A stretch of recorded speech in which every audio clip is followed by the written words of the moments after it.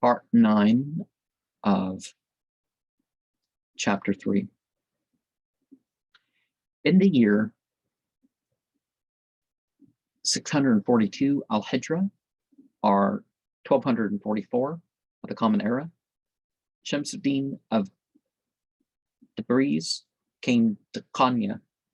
This great man, after acquiring a reputation of superior sanctity at Tabriz, as the disciple of a certain holy man, a basket maker by trade, had traveled about much in various lands in search of the best spiritual teachers, thus gaining the nickname of Parenda, the flyer, bird, so on. He prayed to God that it might be revealed to him who is the most occult of the favorites of the divine will, so that he might go to him and learn still more of the mysteries of divine love. The son of Bahauddin Veled of Balkh was designated to him as the man most in favor with God. Shams went accordingly to Konya, arriving there on Saturday the 26th of Jamadal Akhir, Al-Hijra 642, or December 1244. He engaged a lodging at an inn and pretended to be a great merchant. In his room, however, there was nothing but a broken water pot, an old mat, and a bolster of unbaked clay. He broke his fast once in every 10 or 12 days with a damper soaked in broth of sheep's trotters. One day, as he was seated at the gate of the inn, Jalal came by, riding on a mule in the midst of a crowd of students and disciples on foot.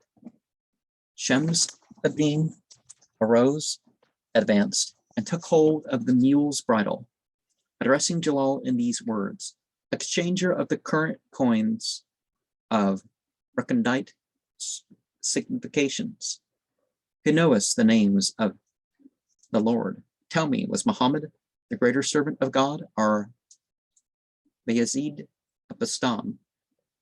Well, they're ignoring the fact of what people's legacy is, right? Jalal answered him, "Muhammad was incomparably the greater, the greatest of all prophets and all saints." Well, Surah 2 says that we're not supposed to invent distinctions between the prophets. And Muhammad refused to say that he was the greatest when asked about it. Various narrations, Shia and Sunni, indicate this.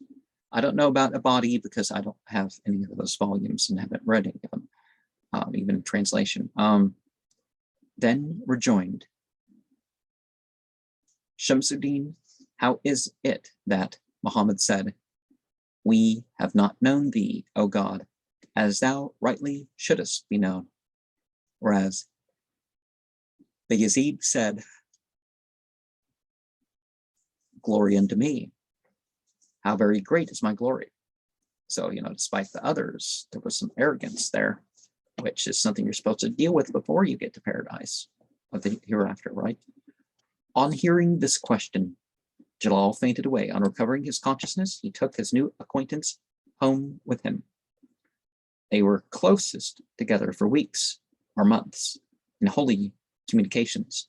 Jalal's disciples at length became impatient, raising a fearful and threatening tumult, so that on Thursday, the 21st of Shawwal, or Al-Hijra 643, March of 1246, about, Shamsuddin mysteriously disappeared, and Jalal adopted as a sign of mourning for his loss the drab hat and a wide cloak, since worn by the dervishes of his order.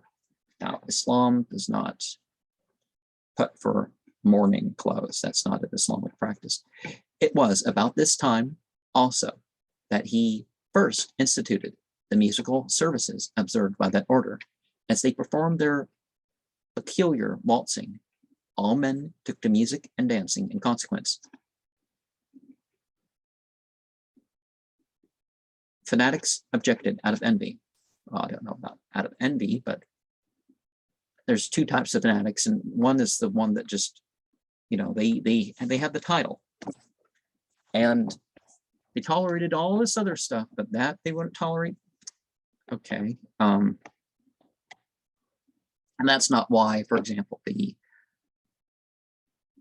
people that call themselves Salafi, they, I mean, everybody should follow the righteous predecessors, but it means a little bit different to them.